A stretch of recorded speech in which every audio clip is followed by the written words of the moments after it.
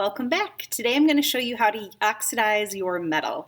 It is a quick way to darken up different portions of your piece and add some contrast or interest to accentuate things like etching or just to play around with a really rather simple technique.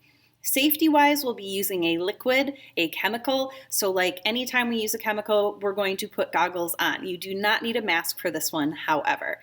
And of course, make sure to wash your hands after use. In order to oxidize, we're going to be using Rio Grande's Midas. Oxidizer for brass, copper, and bronze. Works beautifully, works really rather quickly, and I would highly recommend it. There's a lot of other oxidizers out there that you can purchase at like craft stores and things like that as well in their metals department. You need to have freshly cleaned and polished metal. Your polish needs to be washed off as well, so you've buffed it, but you've also gone through a sonic cleaner or you've used acetone to get any of the residue from the buffing off of your piece so that the fresh metal can react to the oxidizer. Take some time, have some fun, and see what you can do with your piece. For this patina, like all patinas, you need really clean metal.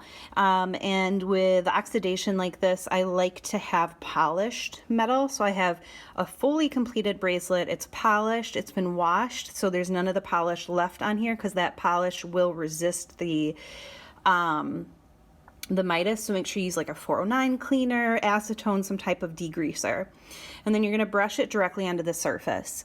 You can dilute it so it doesn't have quite as much darkness to it. So this background's been diluted, and then I used a polishing cloth to kind of buff it down a little bit. So the background's been done on this one. And on this one, inside that leaf, see if we can get a good focus on it. It's too shiny. I used a small brush and I kind of outlined the leaf. So you can brush it on in really specific patterns too if you'd like. So what I'm going to do is I've got a little dish. It's clean. I'm just going to put a little bit of this Midas into the cap, pour it into the dish.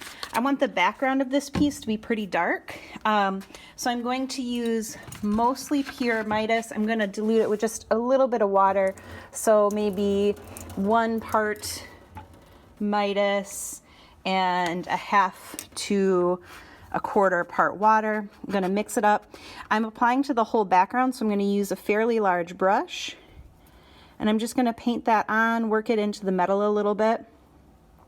I'm going to try to avoid getting it on my clouds and avoid getting it on my moon in the background. You can see it's getting darker already. The longer I let it sit, the darker it gets. Also, the more I work it into that background with the brush, the darker it gets. The more you work the brush into the texture, the deeper the color will get and the more even your color will be. Take your time in this step and make sure you're working around the things you don't want to oxidize. You can remove oxidation later, but it's kind of a pain.